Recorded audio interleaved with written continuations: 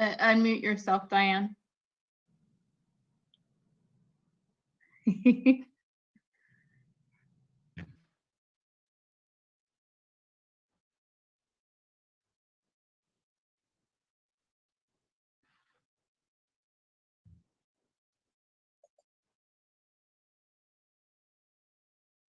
Sorry.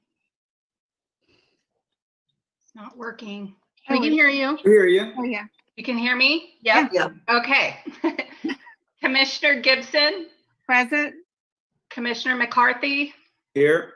Commissioner McEwen, Here. Commissioner Panetta, Here. Commissioner Schmidt, Here. and Commissioner Spangler. Here.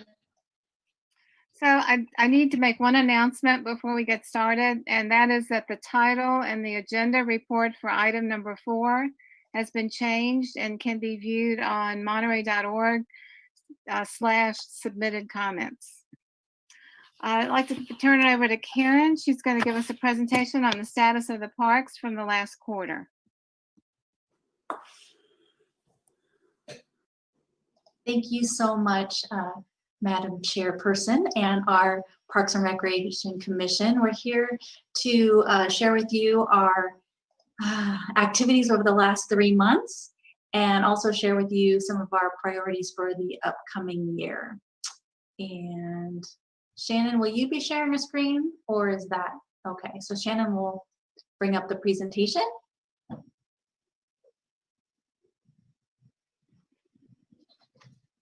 Having a little bit of technical difficulty. Somehow the host has disabled screen sharing. Report So for item. I'm asking Nate, help me. It worked earlier today.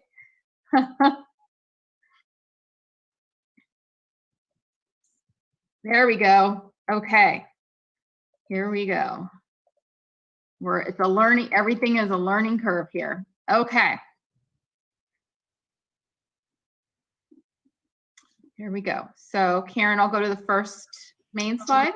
Great. Okay. There we go. So this is what our presentation will entail today. Well, as I mentioned, we will discuss the last 3 months, October through December, our highlights and challenges of 2020, are the city's priorities during the pandemic, our Parks and Recreation departmental goals for 2021. Then we will go to public comment and any question and answers by the Parks and Recreation Commission. I think the next slide, we're starting off with Louis Marcuzzo, Parks Operations Manager, to discuss the Parks Division.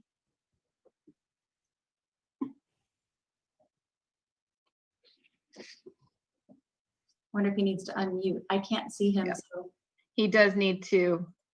Hang on. There you go. You're good. Changed the screen when that came on, so I had to find where I had to unmute. Okay. Okay, go ahead with the. You want to go ahead with the slides? Or you want me to read these as we go down? It's up to you, Louis. What you want to, if you want to say anything about any of this. Okay. Well, we, as Kathy knows, we removed the invasives and lifted the trees, Laguna Morada and Washwoman's Pond. Allowed more open viewing of the lake. I think it looks pretty good. They're not done there yet, and I know it's kind of annoying that we had to stop and start again, but it's going to really be nice when this is all finished. We repaired the bricks behind the employee lounge at Colton Hall, added mulch to the playground, so we're all ready to open when we get to go ahead for that. Landscape and maintenance, all the city parking lots. Transient camp removal is a big part of our daily duties.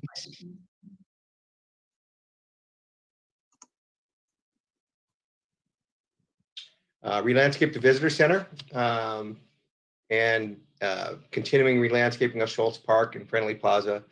We've done turf renovation at Jack's Field and Soldier Field in the Presidio, airifying turf and getting it all ready for winterizing in spring. Whispering Pine, Shoreline, San Carlos, all those turf renovations. And every year we do the Christmas decorations, Cold Hall and Munris Island.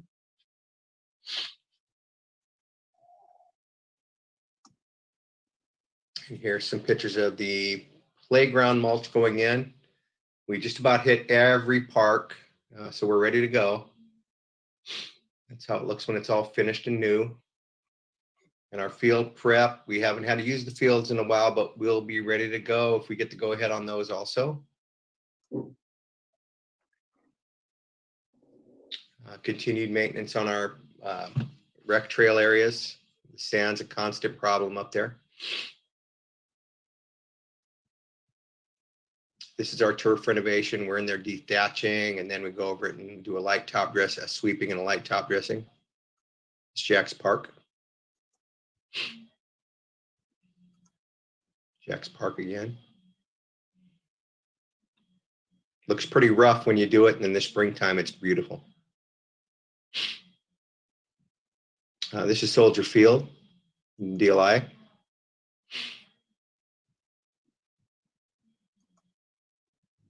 This is the type of grass we have, the kikuyu grass.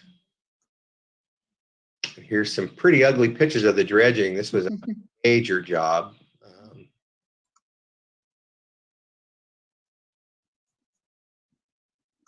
And this is what it looks like with the water back in it. You see that we left a little bit of an island there that we have to get out of there probably this year.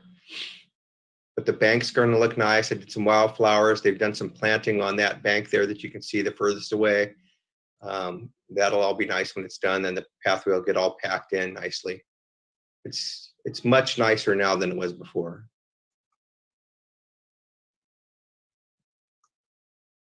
It actually looks like a lake again. Mm-hmm.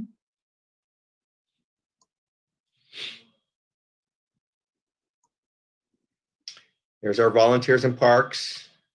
These are actually two volunteers that aren't volunteers in parks. They go up and do some weeding there.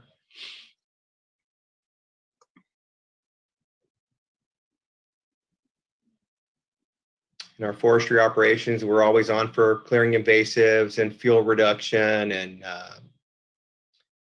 we did some work at even at Camp Roberts this year. We did the fuel breakdown there, so we've been pretty busy. We haven't stopped at all this year. And we actually doing a new tree inventory software. Sorry, Louis, went too fast. No, that's okay. That's good. Okay.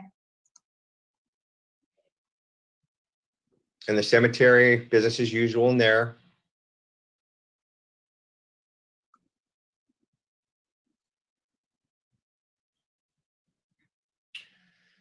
So next for Monterey Parks, retirement challenges, part-time staff or overtime. We've been good on part-time staff. We've been good on overtime. No, we didn't fill any of the retirements we had, and we have no pending right now. We're always looking at streamlining and automating. Vets Park is a main goal to get that automated. And then our goal is to reopen playgrounds and other park amenities, Veterans Park.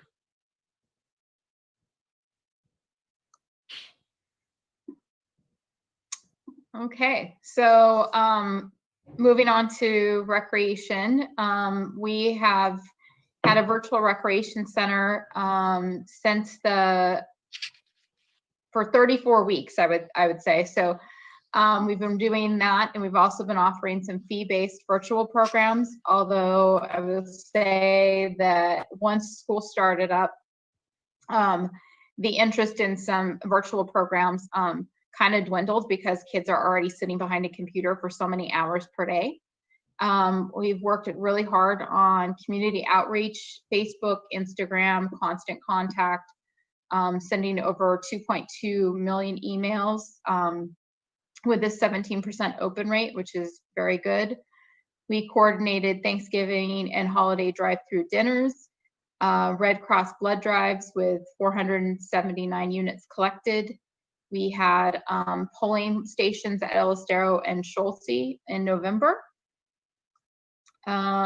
We have continued to offer family and senior produce distribution on Mondays, and that's up to 7,533 reservations, but it actually serves about 25,000 individuals if you add up every member of each household. That's as accurate as we could get it based on the information that they provide. We've been offering Meals on Wheels since August, and so far that's 2,229 meals, and that still continues to grow. And we actually have more seniors participating in the drive-through than we had seniors participating when the Schulte Center was open. And then we fostered partnerships with the Food Bank, the Red Cross, Meals on Wheels, CBVA Monterey, which is the volleyball group in Monterey, and the Kiwanis Club of Monterey. And then one thing that we did finish is we completed the ballpark advertising approval process. So that has now been blessed by City Council, which, yay, that's done. And the only thing that needs to be done is to get a contract in place with Save Our Sports and Monterey Pony Baseball. They have decided not to advertise this season because they're not really sure they're going to have a season. And they also know that a lot of businesses are struggling at this point. So they're going to, that gives us a little bit of wiggle room, a little bit of breathing space to work out a contract based on what council has approved and get that in place for the 2022 baseball softball season. And then I'm just going to go through and show you some highlights and a little more details about some of the things that we did this year. So we held election polling places, and all of that went really smoothly. We had that at Elistero and Schulte, and staff was there from about 7 a.m. until about 9 o'clock that night to make sure that these ran smoothly. And all COVID precautions were in place, and we actually had a really good experience, no issues, no difficulties, and a really good voter turnout. So that's our Schulte Center there.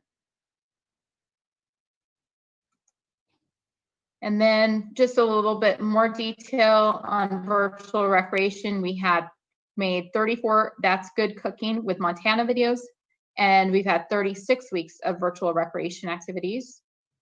And depending on the week, kind of the interest level goes up and down. So that's our Montana, who has been so helpful making our videos.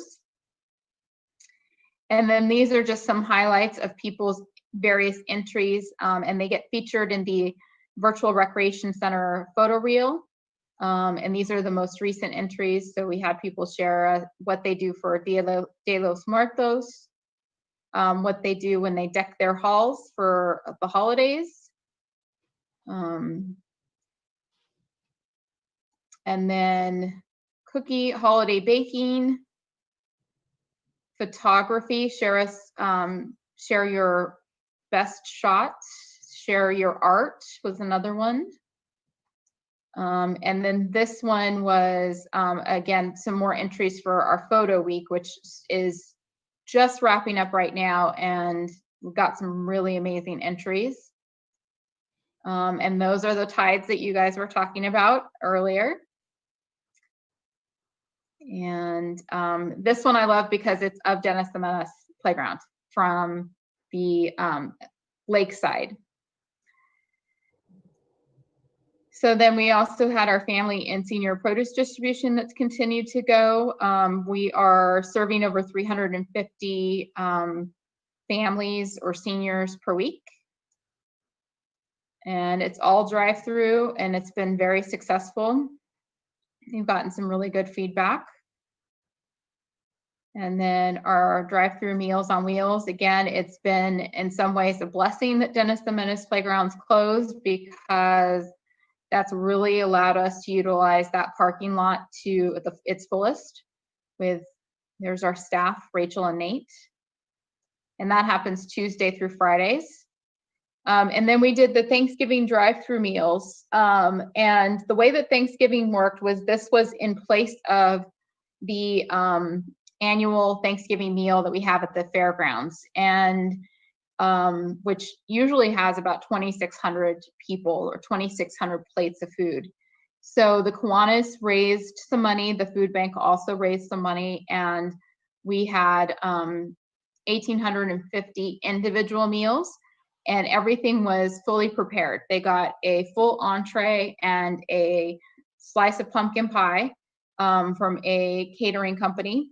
And then we distributed those, again, using our Sign Up Genius, but we on site that day, the Wednesday before Thanksgiving, delivered almost 1,500 meals. And then we also coordinated with the Kiwanis, and they handled just about every portion of delivering homebound meals, 360 homebound meals to individuals in Pacific Grove, Monterey, Seaside, Sand City, Delray Oaks, and Marina. And then we also had 90 sandwich sack lunches that were for those people who may not have the ability to have an oven or a microwave, but still wanted to make sure they got a meal. And that would not have been possible without the food bank providing that food. So here's some photos. If you can see, of course, it was a busy day, but it went very smoothly. And they basically pull into the lot, circle around, and then everything gets placed in their trunk. And there's our Nate Coda, our traffic coordinator, and some of our volunteers. And then this is some footage from the other side of the center, the Ellis Darrow Park Center side of the center. They handled all the homebound deliveries and the coordination of the delivery drivers. So the Monterey PD was also delivering a lot of meals for this. And so we had a really good day, never heard a complaint from anyone. And then once Thanksgiving was over, we picked up and started planning for the holiday drive-through. This was done a little bit differently. It was done with meal kits. So we actually did end up serving, even though the number of meal kits was less, we ended up serving more individuals. Probably 800 more individuals received holiday drive-through meals than those for Thanksgiving when you think of the number of people served. So we did 465 meal kits for 4 people, 100 for 6 to 8, 35 meal kits for 4 people delivered to homebound individuals, and then 100 sandwich sack lunches. And again, this was provided by the Kiwanis and the food bank. And so I'll just go through briefly. We had the delivery of the food. It took 2 trucks to deliver all of the food. And then just one thing to touch on is the food bank right now is serving over 25% of Monterey County, about over 1 in 4, probably closer to 1 in 3 households because of the pandemic. The need has skyrocketed. So this is our morning prep, and then the line of cars coming through. Another busy day, but we've kind of got it down to a science now.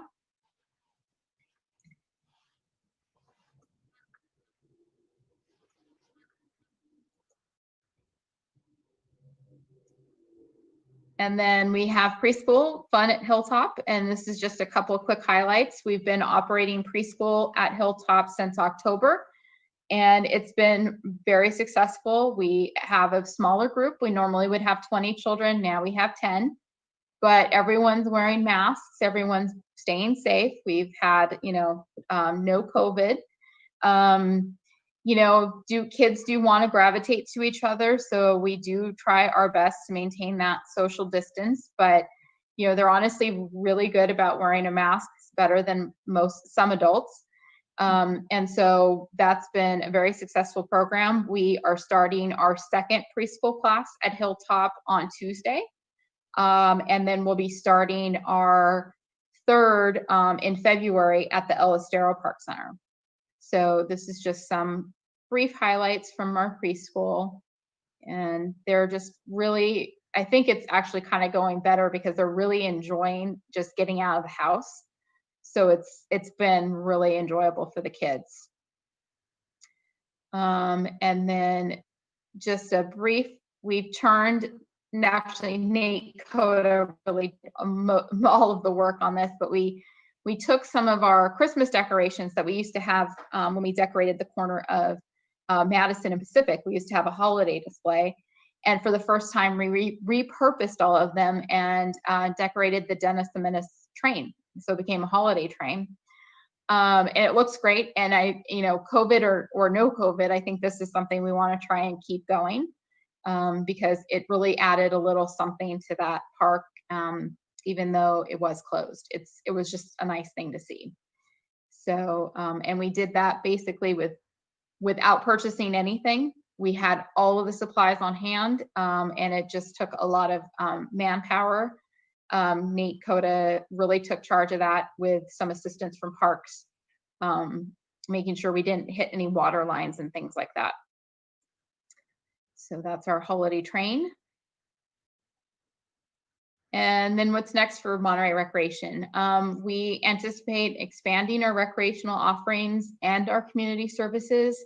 We have plans for some sort of You've Been Egged event. We're going to expand preschool. We are planning for some sort of summer 2021. COVID is still a factor.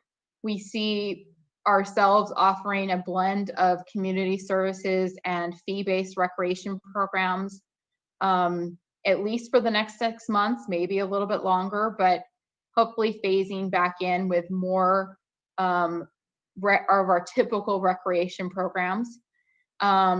Once the shelter in place is lifted, restrictions are lifted a little bit more, we'll continue with the permitting and regulating of outdoor activities, hopefully being able to bring back some of our field sports programs as well. We think that those are going to be some of the programs that will be first to come back because parents will be more willing to have outdoor activities with their kids than potentially indoor. Again, we are always making adjustments for COVID, doing all of our precautions, being as safe as we possibly can. We've already had discussions on when and how we can reopen, which centers we can reopen, what does summer 2021 look like. COVID will still be a factor for summer 2021, but I think it's important to try and figure a way to offer something safely. We did take a tour of Toro Park, which is where we have Camp Kinsabi. And probably the bigger impact for Toro Park in some ways, besides COVID, is the effect of those wildfires, because about 80 to 90% of the park did burn. And it's going to take some time before that gets back to a spot where we will be able to safely offer a program for children. So we're not making any decisions yet about summer, but we are weighing all the factors. And then the Pecos League and the Amberjacks actually sent me another email today. They really do want to get back to Monterey this summer. Again, it just really depends on what that summer looks like. So we're hustling, and we're hoping to just continue serving the community. And I think that's it for me. I think the next slide is Andrea. Okay, thank you, Shannon. First, I just want to say it's great to see all of you. It's been a while, and Happy New Year. We're in 2021, so that's exciting. As you guys know, we started an outdoor group exercise program in August, last day of August, actually. And so these numbers reflect that program from September 1st through the end of December. We had 2,844 participants. And that generated almost $16,000 in revenue to help offset the current operation. That $16,000 is above and beyond what we pay the instructors, but obviously not nearly enough to cover the ongoing operations beyond that. But nice to bring in a little bit of money, so we felt really good about that. And then, like Shannon was saying, we've just been really diligent about our policies and procedures as it applies to COVID. So we created a contactless check-in. We did wellness checks upon entry. We actually, did have to turn a few people away because they had a high temperature or said they, might have had a symptom. And so we followed the procedures and they were not allowed in. But that was very, very rare. We required masks until everyone was in their 10 by 10 pod, which was clearly marked on the sun deck. So they would wear their mask in, they would sanitize their hands, pick up whatever equipment they were going to be using, and then once they got back into their square, then they could take their mask off. And we had our participants very well trained because we reminded them every single time they came in. And some of these participants were coming, you know, to 3, 4, 5 classes a week. So we were seeing them quite often.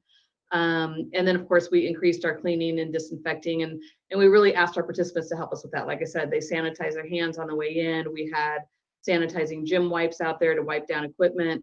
And then after every class, either Lori, Pete, or I cleaned the equipment and then sanitized it one more time. So go ahead.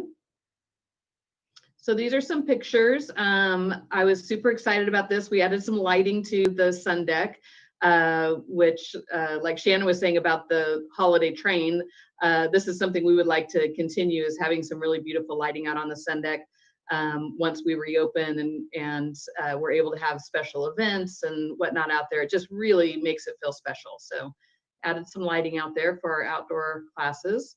This is one of our step classes, and I just love this picture because it shows the energy of the classes that we're running. And this is a group of our regulars. Some of these women I saw 3, 4 times a week. So that's a great class. And then trying to celebrate the holidays the best we could with COVID. This is our Zumba dance party where people did dress up. You can't really tell everybody, but everyone came in with costumes. This class sold out within minutes. Our capacity was 20 on the sun deck, and it sold out almost immediately. And then we did a really last minute class called Ugly Sweater Ride, and it was a 90-minute cycling class, and everyone wore their ugly sweaters, and really fun. We had 3 different instructors that, you know, kind of did a tag team every 30 minutes. And that was fun because they have very different music, very different styles. And it was just great. And again, sold out super quickly. So very popular.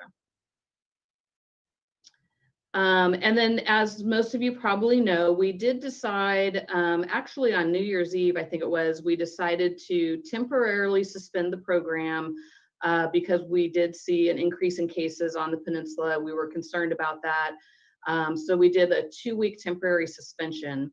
And then since then, with just the really drastic increase in cases and hospitalizations, the plummeting of ICU capacity, we've decided now to suspend it indefinitely.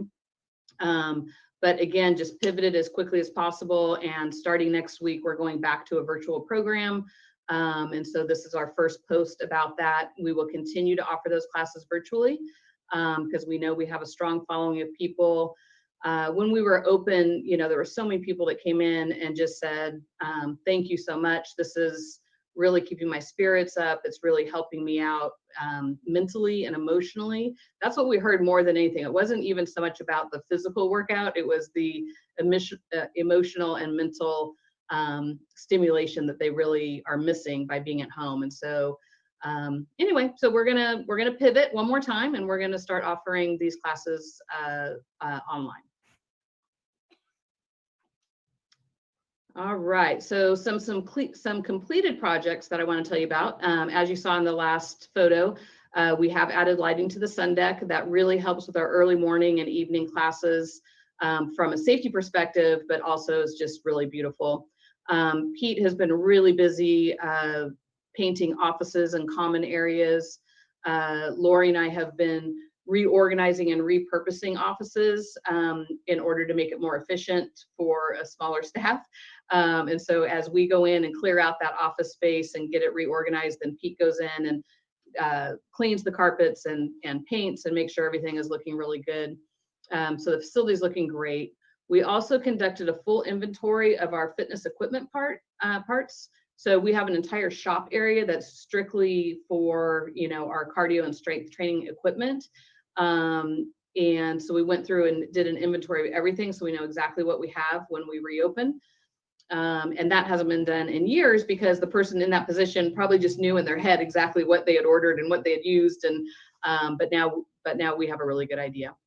And then something I'm really excited about, and we just completed it today, and I'm going to show you some pictures.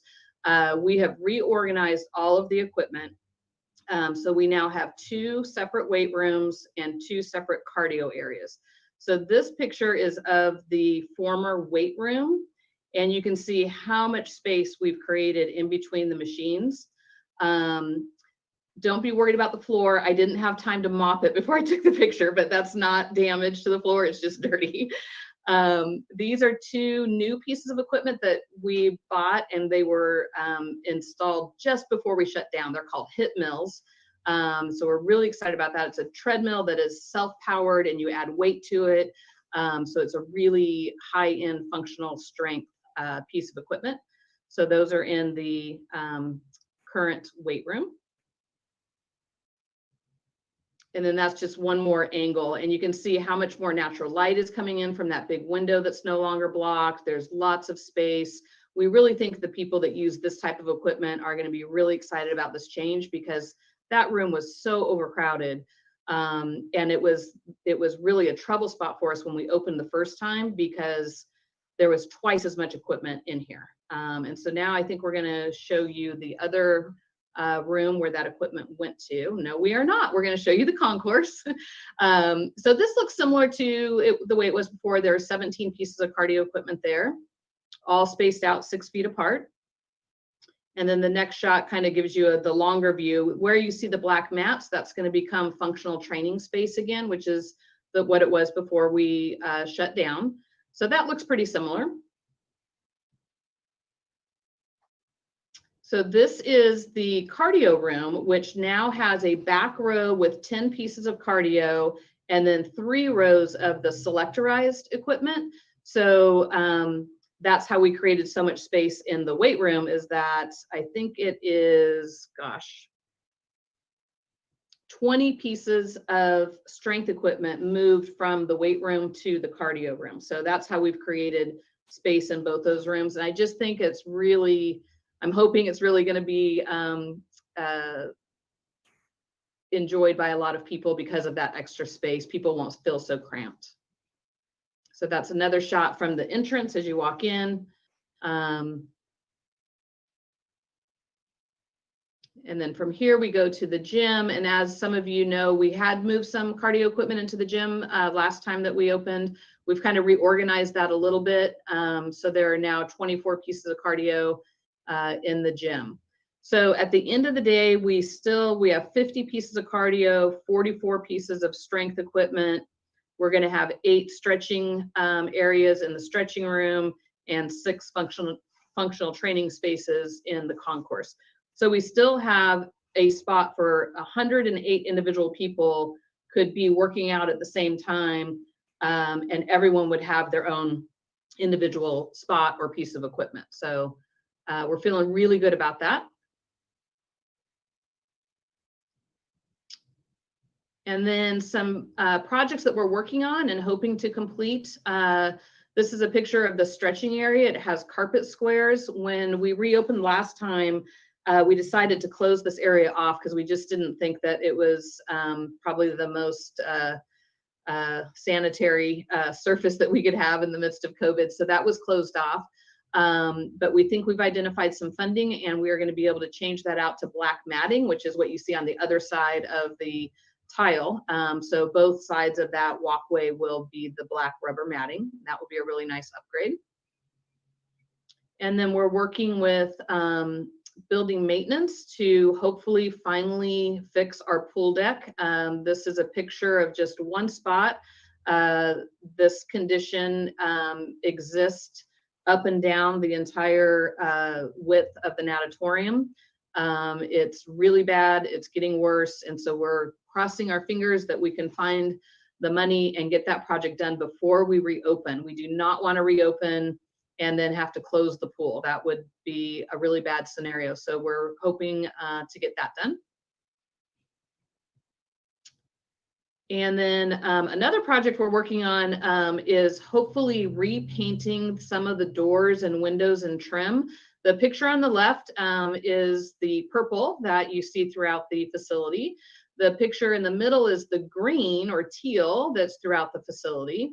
The next picture is blue, and it wasn't intended to be blue. It actually used to be purple, and it has faded due to 28 years of sunlight, I guess, hitting it. So we have those 3 different, very 90s colors going throughout the facility. The picture on the right is not a great picture, but there are areas of the facility that even before I got here, they started painting solid black. And it looks really nice. That's not a great picture, but it looks really nice, kind of that black and tan. It's a little bit classier than the 90s teal and purple. And so we're hoping to find some money to have a contractor come in and do some of that work, and then also have our own internal folks be doing some of that work at the same time. And it'll take a while. It won't get done overnight, but I think that it'll make a big, big difference in the facility. And then lastly, we have completed a contract where we will be trading out our old spinning bikes for new bikes. So the bike on the left is our existing spinning bike. They're about 5 years old. They have hundreds and hundreds of hours on them. They also have been constantly moved. So even before COVID, the way we had our studio set up, we would pull the bikes out and set up for a spin class, and then we would roll them back and put them away when the bar class started, and just a lot of wear and tear on the equipment. And now, of course, they're going on and off the pool deck every day out onto the sun deck. So the bike on the right is the new bike that we're getting. And all the instructors rode it and loved it. Some of our participants rode it and really liked it. And if we can work it out, what we're trying to do is make the Studio 2 on the second floor be exclusively for indoor cycling. That way we don't have to move the bikes around. It really does wear and tear on them a lot. So while we're rebuilding our group exercise program, and we have the ability to keep everything contained, that's what we're going to hope to do. So that's exciting. And then lastly, you know, we're still just working on what the reopening might look like. And so we continue to have internal discussions and figure out, you know, what are the hours of operation going to be? What does our capacity look like? What kind of staffing and service levels will we be able to afford? The equipment distribution and layout is now complete, but we were working on that. We're looking at different membership options. You know, we're constantly looking at what other people are doing. And as you can imagine right now, they're having some killer deals, and you know, they're lowering their prices. They're waiving, you know, initiation fees. They're waiving maintenance fees. They're giving a buddy a 50% discount. So we need to really be aware of what our competition's doing. And we may not be able to go that far with our programs, but we are going to have to adjust our membership model in order to be competitive with all these other gyms. Karen and I are also kind of reimagining what the front desk operation might look like as we pursue new software. And so that's something that's ongoing, and we will continue to look at that to see if maybe we can downsize that operation or streamline that operation, because folks will be able to do so much more on their own online. And then throughout this, we're soliciting input from the community. Karen and I are working right now on a survey that will go out. We're talking about possibly having a virtual town hall meeting. We really want to hear from our members and potential members what they would like to see as we reopen and kind of reimagine the future. So those are some of the things we're working on. And I think now it goes over to Karen. All right, so this is just a reminder from last time, because I don't believe that these priorities have changed too much, but these are the city's priorities for the for our work during the pandemic, and that is maintain public safety as our top priority, and keeping our core city functions operational, balancing the city budget, and encouraging a speedy recovery to local industries, including hospitality, small businesses, etc. The next slide. So Parks and Recreation Department 2021 priorities. Right now, the pandemic still drives most of our priorities. And as you know, we are big planners. Parks and Recreation, we plan months in advance, and we have really had to retrain ourselves to be extremely dynamic and nimble and be able to pivot quickly to respond to the ever-changing safety requirements and community service needs. Our first ongoing priority is to react to the COVID-19 pandemic and still retain essential community services as much as resources allow. Retaining the services include efforts such as noticing, closing, and reopening facilities, beaches, parks, campgrounds, and playgrounds, or training and preparing our workforce and our work sites to safely operate during COVID-19. It also includes essential services that we've described today, food distribution for seniors and needy families, Meals on Wheels for our senior population, blood drives, programming through our virtual recreation center and sports center, outdoor group exercise classes at the sports center, parks and beach maintenance, forestry operations and fire fuel reduction, preschool for 3 to 5-year-olds, cemetery services, and more.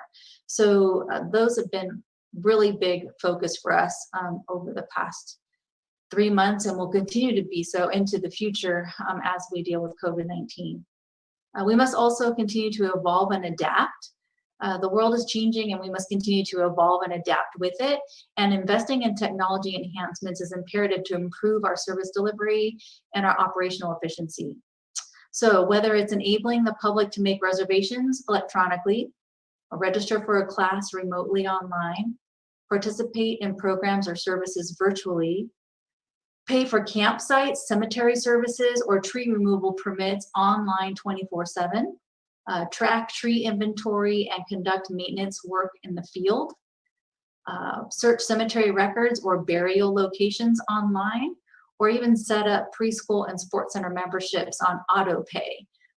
This technology will play a large role in our ability to provide services efficiently and cost effectively.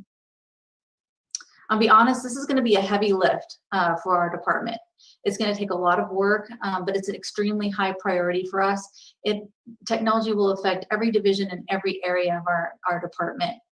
And then that being said, through our most recent experience, we've noticed that we have to continue to be mindful that not everybody in Monterey has a smartphone or a computer. So we will need to still provide manual processes or assistance for participation if needed. We'll also adapt our offerings as a blend of essential services and recreational programming as the situation dictates and the pandemic allows.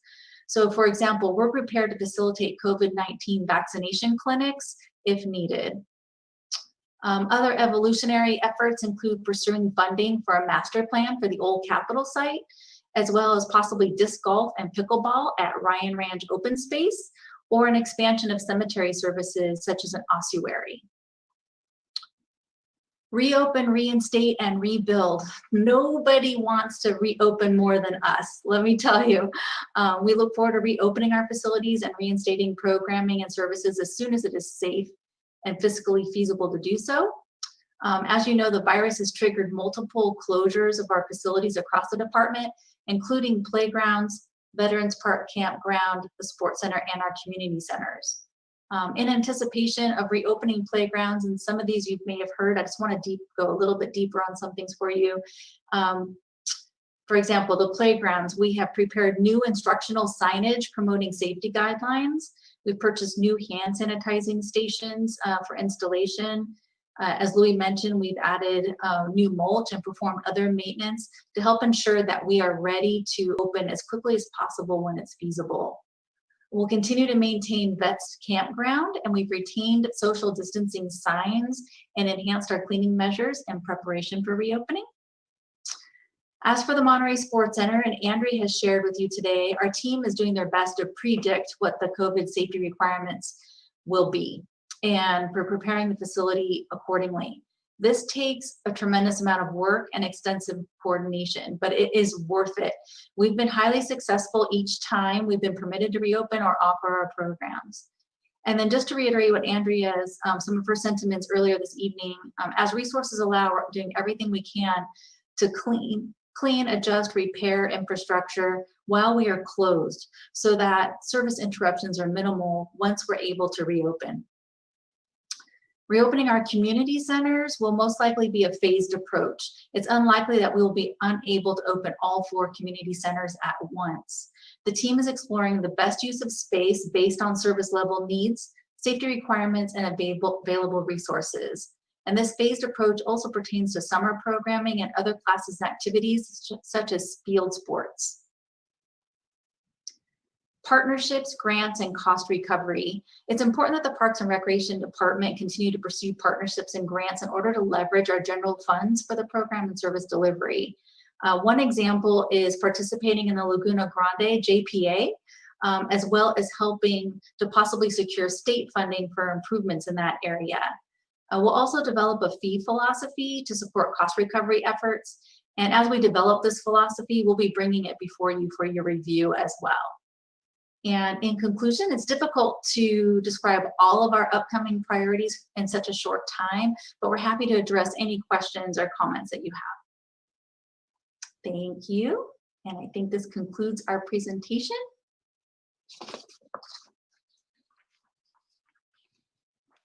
Let me refer here. I'm not sure if anyone has joined us from the public for comments. Will we check with Nate? Yeah, could you check with him? And if not, we can take commissioner comments. Yeah, good evening, commissioners. We do have a new process in place to take public comment. We do encourage members of the public to join our meeting via Zoom Gov, which is a secure service for government agencies. Joining on Zoom is preferred because there's no lag time. You're able to connect live to the meeting in real time. This meeting is also streamed live on youtube.com/City of Monterey with an approximately 10-second delay. Also on Comcast channel 25 with about a 90-second delay. If you do plan to make a public comment, join the meeting using the Zoom on the app or by telephone, making sure you join in time to accommodate for the delay. To join the meeting on Zoom on your computer or phone, use a link or phone number on the agenda at isearchmonterey.org. Since the meeting has started, you'll find the agenda under the Recent tab. To join by telephone, dial 833-568-8864, which is a toll-free number. Then enter meeting ID 160-566-3903. And if prompted to enter a participant ID, press pound. Detailed instructions on using Zoom are available at monterey.org/public meetings. To make a public comment, raise your hand using Zoom, or if you're connected by phone, dial *9 to raise your hand. Then *6 to unmute yourself. Public commenters will be muted until it is their turn to speak. We also ask that public commenters please turn off your television or computer speakers or go to another room while connected by phone, as any background noise will interfere with the broadcast. I will call on each public speaker in the order of their hands raised. The chair has also designated a 3-minute time limit for today's meeting, and we look forward to receiving your public comment. So let me see if we have any public comments in regard to the presentation. So yes, we have 2 public comments, and I will let Mayor Clyde speak at this moment. You just need to make sure to unmute yourself. All right, I'm unmuted. Can you hear me? Yes, we can. Okay, good. Hey, I very much appreciate the Parks and Recreation Commission having a meeting. I know several of you mentioned to me that you thought it would be valuable to start meeting again, and I worked with our city manager and our Parks and Recreation Director, Karen, to make sure that would happen. I encourage you to continue meeting monthly because this was so informative. It's my hope that we can get this out on the website. So thank you, commissioners and staff, for your innovation during these very difficult times. And going forward, one of the things I would hope you would start planning for is taking a look at the old Capitol site. This, obviously, not a whole lot's going to be happening until we arrive at our new normal. However, this is really an excellent opportunity to do some planning. Then secondly, as was mentioned in the report about the Monterey Sports Center, I can't believe it's something I presented to the people of Monterey 28 years ago. The whole idea of it's an aging facility, and anytime you have water, obviously, it exacerbates the impacts on the facility. So one of the things the council is going to be looking at is some kind of surcharge for maintenance and renovation and renewal that I think people will embrace. And secondly, we need to get the neighborhood and community improvement program back up to speed, because I know one of your commissioners has presented a project for that. So I simply wanted to say thank you very much. What a great team. It's my pleasure on our council meeting Tuesday to reappoint and thank Commissioners Ellen and Dennis. And you will have a new member because, as you know, someone had decided not to be reappointed. Outstanding team. It's such a pleasure for me to be the mayor of Monterey, a city that we love and take care of together. Thank you. Thank you, Mayor Clyde. And we do have one more comment from Mr. Panetta. If you could just go ahead and unmute yourself. I believe I'm unmuted. Can you hear me? Yes, we can. Okay, thank you. I want to comment on the Sports Center, specifically closing the outdoor exercise classes. First of all, I would like to commend Andrea and the Sports Center staff on the meticulous sanitizing of everything, the equipment, the hand sanitizers available, the sanitizing towels, everything they do, the check-in. Earlier in the pandemic, I had occasion to go to the emergency in Chomp, and I assure you that what they do at the Sports Center exceeds the protocols that they have in the emergency room at Chomp. So to their credit, they do a fantastic job. I would like to make a few other comments. I checked with Sports Center staff probably a week or 10 days ago regarding how many people have been identified as having contracted the virus at the Sports Center, and the report was none. No one has gotten the virus at the Sports Center. You can see where I'm going with this. I'm very disappointed that we're shutting down outdoor exercise. The state guidelines from the governor's office, and as many things as the governor has flip-flopped on over the period of the pandemic, the one thing that's been consistent from the governor's office is that Californians should continue to engage in outdoor exercise. We all know that exercise improves health. I don't believe that's debatable. And we all know that healthier people resist the infections. That's not debatable either. So it makes no sense to shut down outdoor exercise to protect us from getting the virus. There's no evidence that fitness centers statewide cause a spread of the virus. Again, it makes no sense. I believe that closing the Sports Center is a meaningless optic. It allows city management to claim some bold action that has absolutely no impact on the health of our citizens. The one last thing I want to do is read a very short paragraph that is on the state COVID guidelines on their website. It says, outdoor gyms meet the definition of an outdoor recreation facility for the purpose of facilitating personal health through physically distanced outdoor exercise and may continue operations. The state says it's okay. There is no evidence that is to the contrary of that, yet for some reason, we are shutting down outdoor exercise. Thank you for hearing me. I appreciate the opportunity to speak to the commission. Thank you for your comments. Thank you for your comments. Is there anyone else that would, from the public, that would care to speak? Madam Chair, that's all the public comment. Okay. Commissioner, comments on the presentation? just unmute yourself when you're ready to talk. I would just like to compliment all of you on this outstanding pivoting that you've done. We always knew that you guys were great, but who knew that you had the ability to turn from Parks and Recreation to life-saving, blood raising, blood banking, and distributing food, and I'm just so proud to be able to be, in my small way, a part of Parks and Recreation. You guys are phenomenal. Thank you very, very much.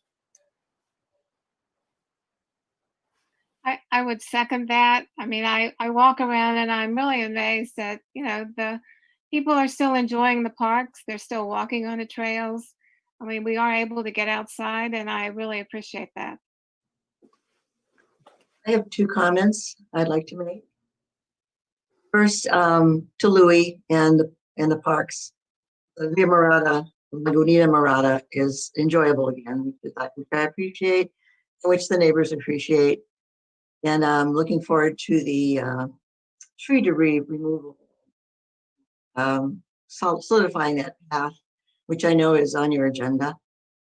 So thank you for that. It's made our neighborhood nice. And secondly, I echo Mr. Panetta's comments. He is my husband.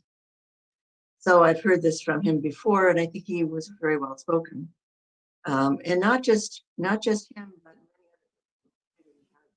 voicing their opinions to me as a commissioner to advocate for them at the sports center and get the outdoor classes back, because I personally don't see any reason that they can't be started up again, and neither does anyone else. It seems like, I don't know, maybe Andrea can answer this, but I don't understand the reason, and neither does anybody else in the community. And I'm happy to chime in, Commissioner Panetta, and appreciate the comments from your husband Lou as well. I've emailed with Lou in the past regarding our operations, and always appreciate his comments. As some of you may know, I'm the assistant city manager for the city of Monterey, and both Hans and I serve in various capacities on the emergency management side, and I serve as the EOC director for the city of Monterey. And we don't take closing or canceling any programs lightly. We know that many of our residents rely on the services like outdoor exercise at the Monterey Sports Center for outdoor activity. While we may not have a specific case of COVID related to outdoor activity, we do know that there is still a risk, albeit it may be small. There is a risk of getting COVID from outdoor activity, and that's one of the reasons, especially in this, when we have the spike in the community of hospitalizations and anywhere between 1 to, I think that was today, is we're down to 1 ICU bed available at CHOMP. It is really not a time to take any kind of risk during the current regional stay-at-home order. We've committed to reopening outdoor exercise once that regional stay-at-home order has been lifted.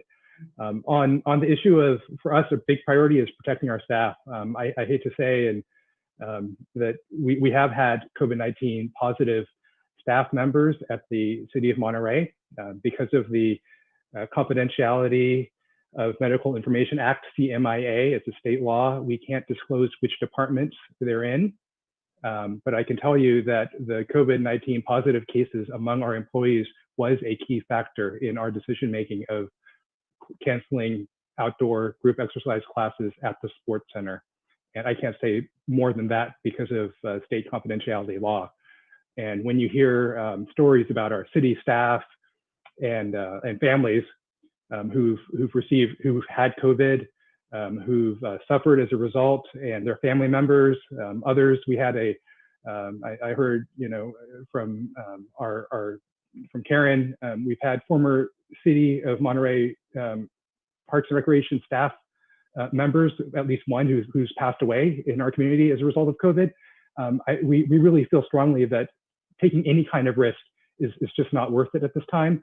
And the good news is we have a lot of other opportunities in our community and great folks like Louie who maintain our parks, our beaches, where people can have can do outdoor activities and exercises safely. And I know that Andrea and her team have been committed to providing virtual programs and other programs so that we can still continue to foster exercise and healthy living and healthy lifestyles within Monterey. So again, just to summarize and pardon the long speech, if you will, it really was a difficult decision for us, but we really felt like that was the safest thing to do, given where we are in the community, and again, to protect our staff. Well, thank you, Nate, but I'm wondering what the difference is then between other outdoor activity around the city. Should we not do those as well? Since you said outdoor activities are potential COVID transmission. Yeah, I think the difference is the group exercise. There was a recently, and we've done some research on this topic, and one of the medical doctors of infectious disease from Yale had talked about how group exercise, even outdoors, because it's in a group environment, and yes, we do have everyone spaced 10 feet apart, because not everyone wears masks. There is still a risk of the droplets transmitting COVID within that environment, versus outside where my wife and I enjoy hiking, and I've gone up to the stairs, the really difficult stairs up at Huckleberry Hill. There are other types of activities that we can do in small groups that are within the household, which is recommended by the state. And one of the big challenges we've always talked about is well, because it's allowed, why don't we do it? And for us, it's just because we're allowed to do it doesn't necessarily mean that we should. And I know that's really hard to hear, especially when we've been sheltering in place for all these months and haven't been able to bring people together. So I appreciate your feedback. Appreciate the feedback from Lou as well. I just, it isn't intended to be and I know it can be perceived that way, a government overreach, but it's really to protect our citizens, and it's quite candidly to protect our staff too. What is the criteria for reopening the outdoor sports? What we've talked about is once the regional stay-at-home order is lifted, which hopefully is sooner than later. So once the Bay Area, we're part of the Bay Area region. Once that's lifted, we will reopen outdoor group exercise classes. So it's the same with, and that's kind of the threshold by which outdoor dining, for instance, is managed. So once we're allowed to go back and eat outside, we can go back and exercise outside safely with still the social distancing protocols in place. Just to reiterate, Nate, you're correct in that. I've read a study where the droplets can go 20 feet, particularly with exertion, and even 10 feet may not be enough. That's correct, and that's what I think certainly is one reason why we were taking this action now. I could chime in just a little bit. You've probably seen photographs of people sneezing against a black background, and it's pretty amazing how far the aerosolized droplets will go. You know that when you sing or you sneeze or you're breathing really hard, there's a fair volume of air that comes out of the lungs, which is highly humidified and passes through all the bronchioles and is transmitted forward. And the nature of exercise is, you get your heart rate up and you're breathing hard. So there's been some concern about, is it large droplets? Is it aerosolized particles that are the most infectious? And it's probably both, which is a much more scary thought. The sports center, it's my second home. I love that place. But I work at the hospital, and Nate's not kidding. We are slammed up there. There is so little capacity. And the whole county is like that. You know, all the nurses are taking extra shifts. Docs are working extra hours. We're really, really at our limit of what we can do. We have to be dreadfully careful right now, or we'll be in a very dreadful situation.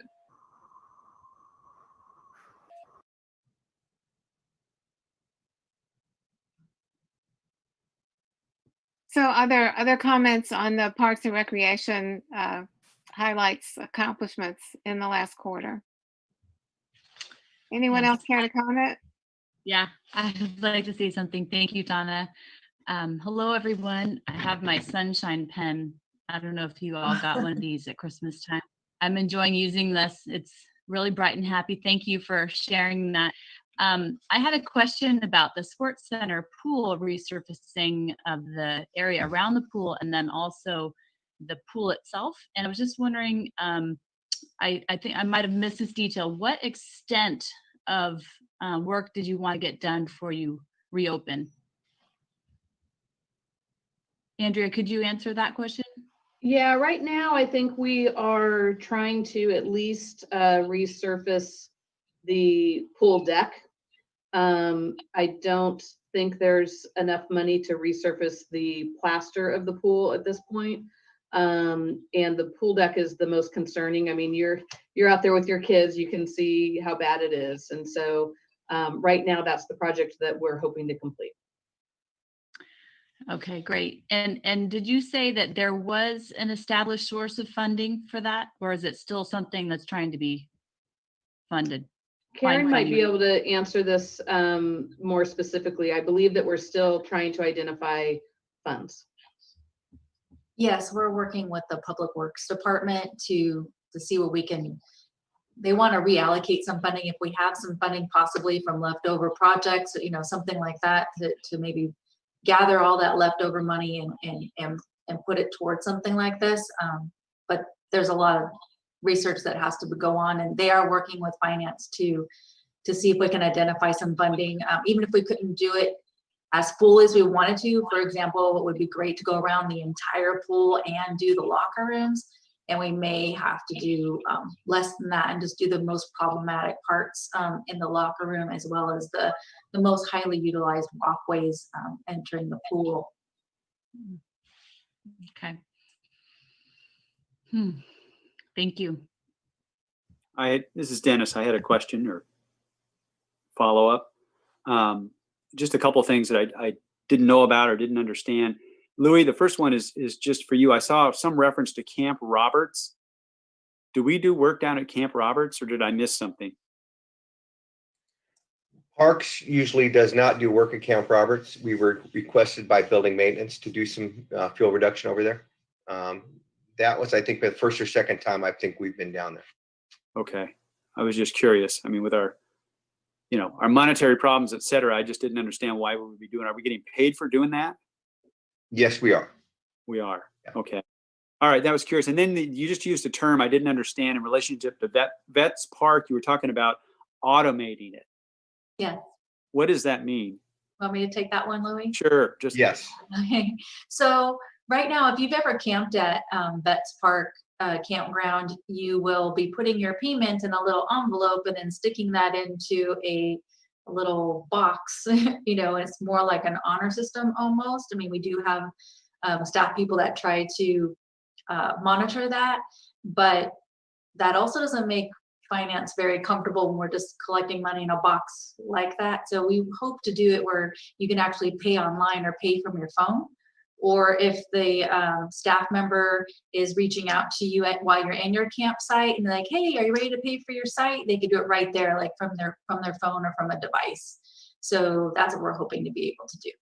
got it. I just didn't understand it. So that makes sense. And then the third question I had was, Andrea, just on the shifting of the equipment and moving the stuff, you know, some of the exercise equipment to the gym.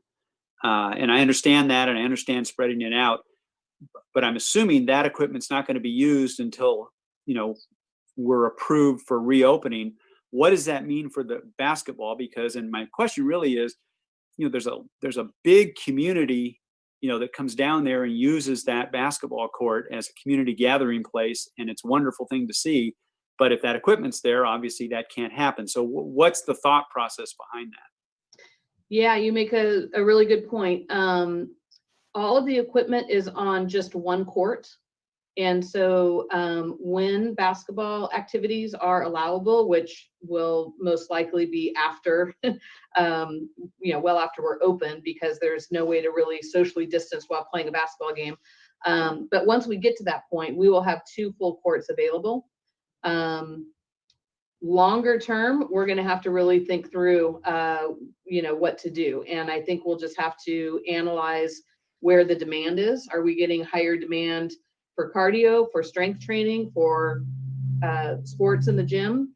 And we're going to have to assess that. But, it's interesting because we don't really know what to expect when we reopen. We don't know exactly where the demand's going to be. We have a good idea based on when we open for 3 weeks.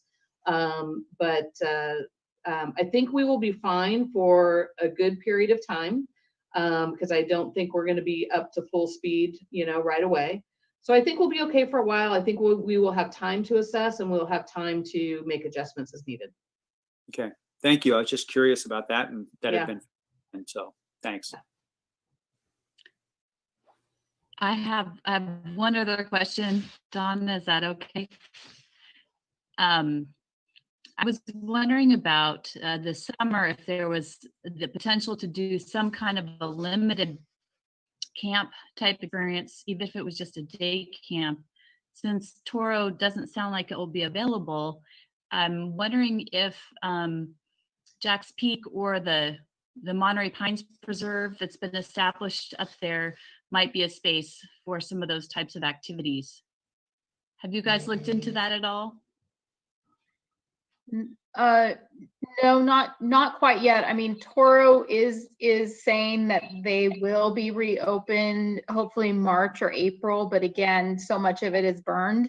But I think the biggest factor really is COVID, and right now we're planning on not being allowed to have large groups of children together, even into maybe June, even this summer. So we are hoping to offer some sort of summer program, but it might mean that we are offering small groups spread out across multiple city parks, kind of going back to maybe what we used to be, where we had 10 to 12 playground sites with a smaller number of children, just to be as safe as we can, because it's hard to plan, but everything we're seeing is that it's going to be a while before you're allowed to mix. Right now, I think the limit is 16, a cohort of 16, including the staff. So it's going to be a while before I think we're able to get to something much larger, where we're 80 to 90 kids at a day camp or an overnight camp. So, but we are planning as much as we can for summer, and we'll be adjusting as we can, but we also normally have to start taking some form of registration at the end of March, and hiring staff. So we're working on it. Any other comments? If not, thank you all for a very illuminating presentation on what you guys have been spending your time on. It's pretty impressive. Let's move on to approval of minutes from our October 14th meeting. Are there any questions or comments on the minutes? If not, would someone care to make a motion? Just real quick, Dennis, there's one, I'm sure it's just a typo, and where the commissioner comments are, it refers to me and it says is rather than his. And I raise that only because these are going to live forever. So that's it. It's not substantive. Any other comments? If not, do I hear a motion? I move that we approve the minutes. Is there a second? Second. All those in favor? Is there any further discussion? If not, all those in favor? Aye. Wave aye. All those Aye. opposed? I think it carried. At this time, we allow for public comments on any other topic that is not on the agenda. Nate, is there anyone online? Yes, hi, Madam Chair. Again, just to remind everyone to make a public comment and you're on the Zoom app, please raise your hand. If you are connected by phone, dial *9 to raise your hand and then *6 to unmute yourself. And let me see if we have any public comment. We have no public comment. Okay, well, let's move on to the next item on our agenda, which is to review and approve the Parks and Recreation Commission schedule for 2021. Shannon, would you care to present? Yes. So we typically would just have an informational memo and present you with the schedule for each year. But this time we just wanted to make sure that we reviewed the schedule with you and that you, our recommendation is that we stick to a monthly meeting schedule and have those meetings on the books. And if for some reason we have to cancel due to a lack of agenda items, we can do that, which is what we have been doing. But we do recommend sticking with the consistent schedule rather than trying to schedule special meetings and having those type of things. We do feel like we did have to cancel quite a few meetings due to COVID and the virtual aspect, and we didn't have a park tour. But obviously the goal for us is to give you as much substantive and substantial, meaningful agenda items. So that's why we're proposing that we actually have a brief discussion if you wish. There are options if PRC would like to rather meet quarterly and just adjust the schedule to quarterly. We can do that as well. The recommendation is to stick with the weekly second Wednesday of the month and then cancel as necessary rather than trying to set special PRC meetings. So that is, I'll turn it back to Donna, if you have anything, or you. I guess, does anyone have any comments? I mean, I think it might be easier on you all if we have more meetings, so you don't have to prepare such a long report for us. And I'm fine with the Zoom meetings. I think most of us are used to that technology, and it seems to have gone pretty well. So I'm fine with it. Any other commissioners have any comments? I'm fine with it. I don't know, I guess if things don't, if it looks like we don't need one, it's easy to, to cancel it. That's fine. I did start thinking though about our work. We had these projects we were supposed to be working. Yeah. I don't even remember what they are. I think one of them was to for the sports center. We were going to do some sort of questionnaire to see what people wanted, and I think Andrea brought that up too. They were going to get involved in that coming up as things have changed. So possibly we could start doing some of those work things that we were supposed to be doing in our spare time here. Yeah, I do think we're all sort of in a stasis until we get some sense that we're ever going to get out of this pandemic. I think, I don't know how you guys feel about that, but you guys are doing a lot behind the scenes, but I think for the bulk of the people, there's not a lot happening. But, we can at least have some discussion. I agree with you. I haven't looked at that work plan since this started. Right. I suppose it's possible for us to do such things that, I don't know why not. Yeah. We might review that next meeting. Yeah. So you'd like Shannon and I maybe to, we'll go back in the records and look and see if we can find anything about the work plan and see if we can revisit that. Right. I think. And if nothing else, we probably should revise it anyway, based on where we are currently. Right. Right. And the one thing we just want to make sure that we learn from you, because the mayor did receive feedback that the commission would like to meet more often. And we were making the decision to not bring you back for just an update of what happened over the last 3 weeks, right? That I know you said it's labor intensive for us to do a presentation, but almost the same amount of work goes into it, whether it's to tell you about 3 weeks or 3 months. Okay. So, but we want to be available to you. We want you able to have the discussions that you'd like to have. We are open to scheduling any agenda items that you feel like we need to do.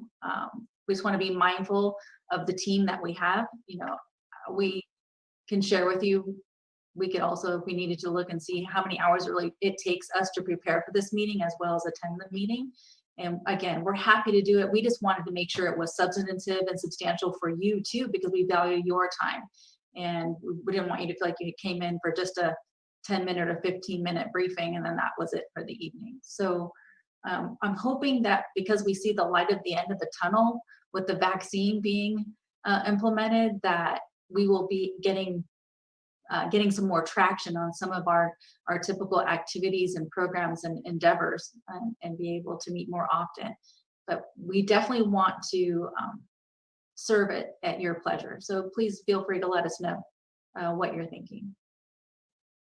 That was very, very helpful today too, the presentation, although it was very and quite long. There's a lot to absorb, but it really gave us gave me an idea of what you've been doing behind the scenes, because I wonder, so it was really good to hear.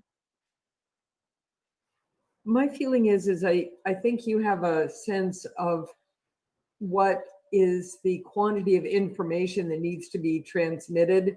And if really there isn't a lot to say, we could, you know, skip every other meeting. Just, you guys are working really hard, you know? And along that same line, if there are things that we can do to help, as Kathy was saying, you know, we're happy to try and pitch in whatever way we can. But I think it is easier to cancel a meeting than set up a meeting. So if we have them on the books and figure we'll do it probably at least every other month, something like that, that sounds fine to me. And Karen, I'd say too, you're right, as we emerge from this stay in place and pandemic, I think there'll be more and more activities in which we need to be participating. So I think the schedule should be fine. We do need to I need to ask if there are any public comments. And if not, public comments are closed. We do need to vote on this. So would anyone care to make a motion? I'll make a motion to accept the schedule for the commission meetings. Okay, thank you. A second? I'll second. Great, let's vote. All those in favor can raise your hand. Hey. All those opposed? All those okay. All righty, I think that carried with the quorum. So we come to item number 4, and the title of this has changed from the original. And you'll have to look at the agenda report. And I turn this over to Karen. Thank you for your patience on this item. So this report is regarding the park dedication funds. And some of you may remember that the collection of these funds was discontinued last summer. And the reason for that was the city council wanted to remove barriers and incentivize contractors to engage and build low-income housing and affordable housing in the city of Monterey. So we have a remaining balance that's left, and one of the things that we had to change in the report was to get that exact number for you for the amount of money that is left. And we explained a little bit in the report about the money that is collected for certain projects in that neighborhood. We'd like to then, it is important that you reinvest that money into that particular neighborhood. And this is from the downtown area. And we would like to invest it in Jack's Park and the Monterey Tennis Center. So we want to see if that was acceptable to you and if you would be willing to recommend that spending to the city council. We'd like to resurface 4 courts at the Monterey Tennis Center and update the landscaping to refresh it, make it more modern, more water efficient. And if you have questions about that, I'm sure Louis can elaborate on that as well. I have a question about, I was curious about, were there other candidate projects for those funds? I'm sorry, Kathy, you were breaking up a little bit. Were there other projects that were candidates? Were there other projects that were considered? Alternatives. Had the same- Alternatives for those funds? I think we basically looked in that area, right, Louis? There was like a fence that we also considered in that area, but we were able, there was leftover money within another fund that also came from park dedication funds to complete that fencing. Were there any other areas, Louis, that you felt would be considered? I couldn't think of any at the moment. That sounded like a good use of the money. The tennis courts are in really bad shape. The landscape is not going to take a lot of that money, but there's turf there that we've let go because we can't afford to water it anymore. And we want to make it more inviting to the people there to come there. So it's a good use of funds. The funds are probably just enough to do that job. And there's not a lot of project you can take on for that amount of money. It sounds like a lot of money, but once you get into it, it's not that much. I think at one point, Commissioner Panetta, we'd even, not necessarily in consideration of these funds, but with some other funding we thought we had through a grant or through CalAm, Louis, we looked at possibly redoing the turf spots in front of the sports center, but it was so expensive, it didn't even qualify for the CalAm project. And I think the cost of doing that would also exceed the funds that we have available for this. So will this also include relining the tennis courts? Yes. Any chance that pickleball could have some of these courts? We've thought about that, and we're open to that. It's not that much more money to do that, but we'd have to get an agreement to do that. Yeah, that is something. That's why Jan is also here. If we have specific questions regarding property management, in the next few months, we'll be renegotiating that lease, and that might be part of the negotiations.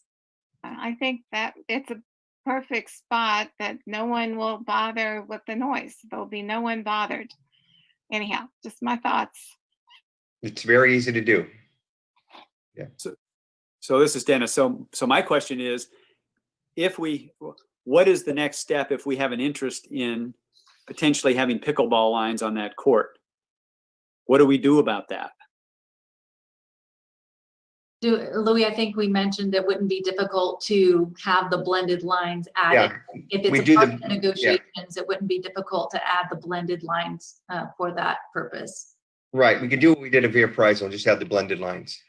Okay. So I guess the reason I'm raising the question is with the the lessee, does whoever that is at this point, does he or she have the ability to say, no, I don't want those because I'm serving the tennis community?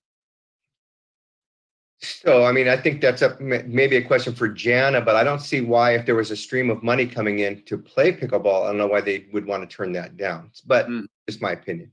They might, just depending on. They're going to be charging for them to use the court. It depends on how they feel pickleball players and tennis players get along, and they could cohabitate. And there's a lot, I think, that goes into it. But Jana may be able to speak to the actual tenant portion or the lease agreement portion of the question.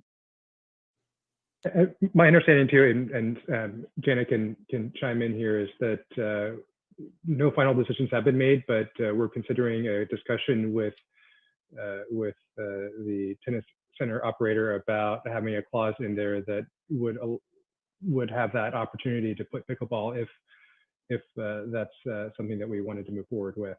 But Janet has, I think, more direct contact with the current operators, and we're currently. The current agreement, I think, expires later this year. That's correct, Matt. We have an agreement in place right now that expires at the end of June. And so, we're using the 6-month period to really see what the community needs are, as well as get direction from the city council in closed session as we negotiate a longer term concession agreement for the tennis center. Does that answer your question? It does, but almost, not quite. But I understand what you've said. My question really is, if we're gonna do this resurfacing, which makes sense, I agree with you. These funds seem to be appropriate for this, and to get it done. If we're gonna consider pickleball lines, I'm just guessing. Louis, you can answer this. Doesn't it make sense to do it when you're doing the project as opposed to adding them later? In other words, a clause in the lease agreement would be fine, would give us the ability to do that, but then there's costs doing that later. I'm just trying to see if we can just get it done. No, I would think that we would do that, and I'm not going to be able to do these resurfacing right away anyway. I have to wait for the weather to warm up. So we're probably looking at the beginning of summer before I could even consider this. I think it has to be, we need weather over 60, 65 degrees to do the resurfacing. Right, so we're hoping, we're just trying to do all the steps now, so to secure the funding and then have everything ready to go. Right, And I guess. the council. Yeah, based on the agenda item as I saw it tonight, we really don't need to decide whether we're going to put lines in or not lines in for pickleball now. That's not what you're asking. Right. Because clearly if that got agendized, we'd have a hell of a lot more people, at the meeting. So again, I know it's premature, but I appreciate the input on it. Thank you. If I could just add that, the current operator at the tennis center has reached out to the local pickleball, one of the local pickleball clubs. They'll have those discussions, and we'll get direction, from the city council as well on where the pickleball should occur. Okay, thank you. So other comments from commissioners? And are there any more? If not, are there any public comments? So public comments are now closed. Any other further comments from commissioners? If not, we'll be ready for a vote. Would anyone care to make a motion?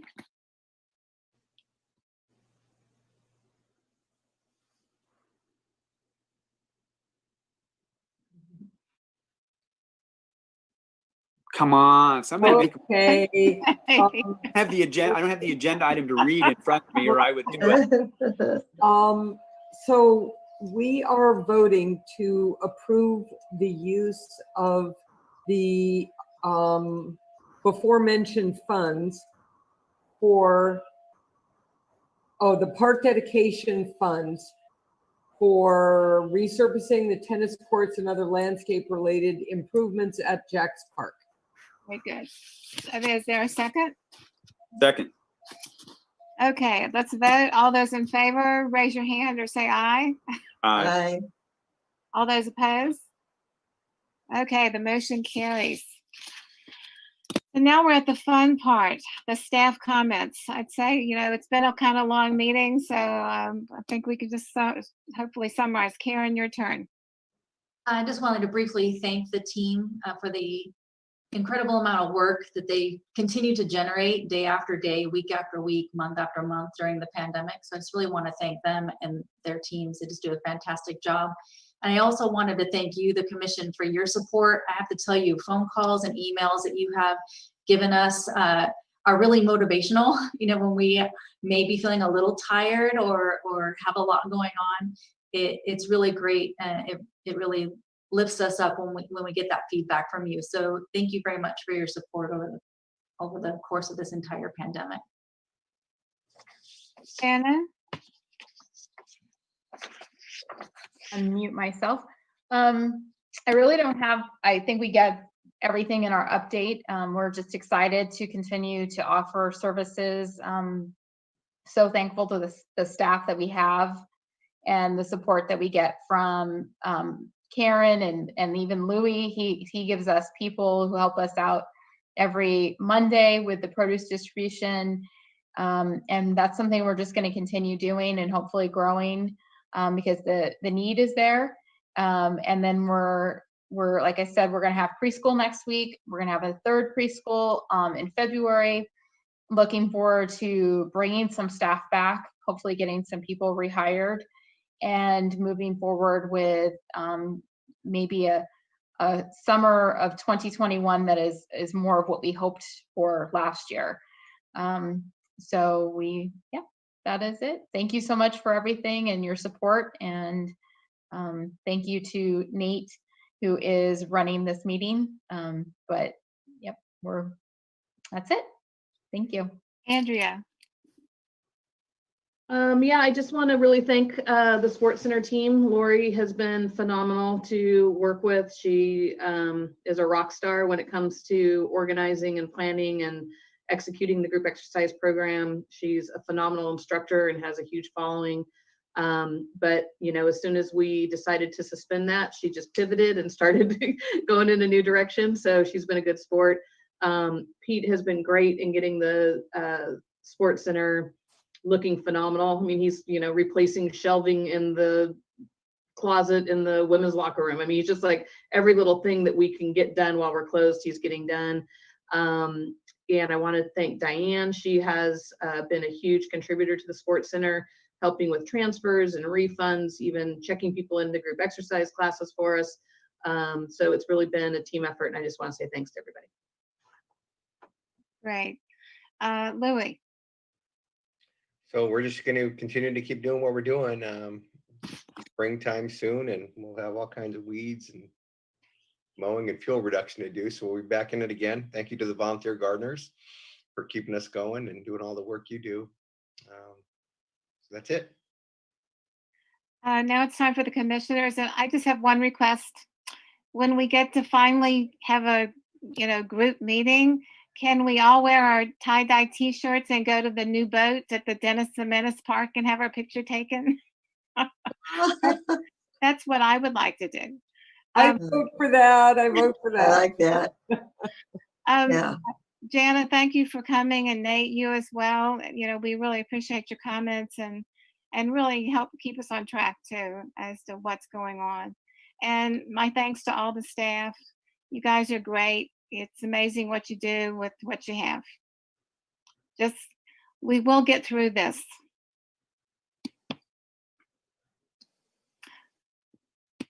Ellen. Thank you, one and all. You gladden my heart. Stay safe, stay warm, drink plenty of fluids. Wash your hands, wear a mask. Okay, Kathy. Oh, thank you, staff. That reports were very good, very encouraging. I'm inspired by you all, and it was great. It was great to hear. Thank you so much. Christian. Short but sweet. Thanks for starting my new year off with some normalcy. So I look forward to continuing that on to this new year. So thanks all. Thank you guys.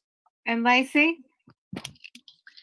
Yeah, I was really inspired by the update today and all that you guys have been doing. I absolutely love being a part of this community, and I'm just so grateful that this is where my family is weathering this pandemic, and a lot of what you're doing by feeding people and pivoting, like Ellen was mentioning, and all those things, and keeping things beautiful is what just me about being here. So thanks for all your hard work. And Dennis. Just the same thing. You guys are amazing in what you're doing. You know, keep at it. It's just great to see. I mean, the numbers in terms of the number of people being fed in this community just by you folks is very, very impressive. And I know people are thankful for it. And I would, thank all of you, and especially Nate, who showed up at my door and delivered the tie-dye t-shirt and the mask and everything else. And, actually was nice to talk to a human being, from 10 feet away, because I'm, relatively locked down. So that was appreciated as well. And that's just it. Keep going, gangbusters. It really is appreciated by the community. And you're going to see that once people can break out and come out. So. Yeah, it's true. So just a reminder, our next regular meeting then will be February 10th at 5:30. It's a Wednesday. Just mark it on your calendar along with the other meetings, and I will adjourn this meeting. You guys